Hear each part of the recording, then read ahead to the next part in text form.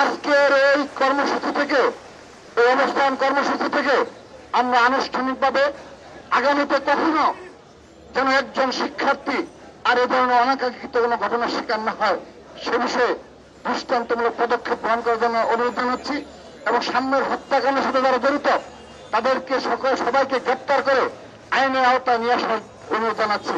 এই বাংলাদেশের একটি গুপ্ত সংগঠন রয়েছে, 1971 সালের পরাজিত শক্তিদের দূষণ রয়েছে, যারা এই ঢাকা বিশ্ববিদ্যালয়ে এখনো গুপ্ত অবস্থায় রাজনীতি করে, তারা প্রকাশ্যে তাদের সংগঠনের পরিচয় দিতে লজ্জাবোধ করে।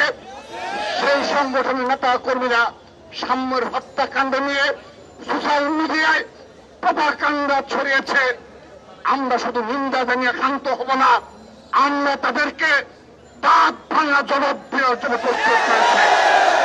আমরা যখন মনে করব তাদেরকে রাজপথে আমরা সেভাবে জবাব দেব। আমরা আমাদের ভাইকে হারিয়েছি, আমাদের স্বাভাবিকভাবে আমাদের নেতাকর্মীরা ক্ষুব্ধ থাকবে। আপনারা লক্ষ্য করে দেখবেন তারা কতটা হিংস্র, তারা কতটা মনুষ্যত্বহীন, সেই প্রমাণ তারা সোশ্যাল মিডিয়ায় দিয়েছে।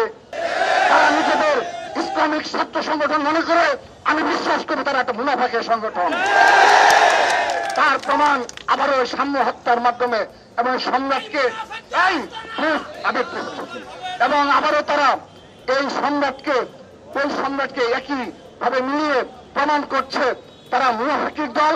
এবং সেই কারণে 1990 সালে সকল ছাত্র সংগঠন মিলে তাদের বিরুদ্ধে নিষিদ্ধের পক্ষে অবস্থান গ্রহণ করেছিল। তাদের চরিত্রের কারণে, তাদের এই মুনাফিক এবং বিচারিতার কারণে 1990 সালে সকল ছাত্র সংগঠন এক এবং ঐক্যবদ্ধভাবে তাদের নিষিদ্ধের পক্ষে অবস্থান গ্রহণ করেছিল।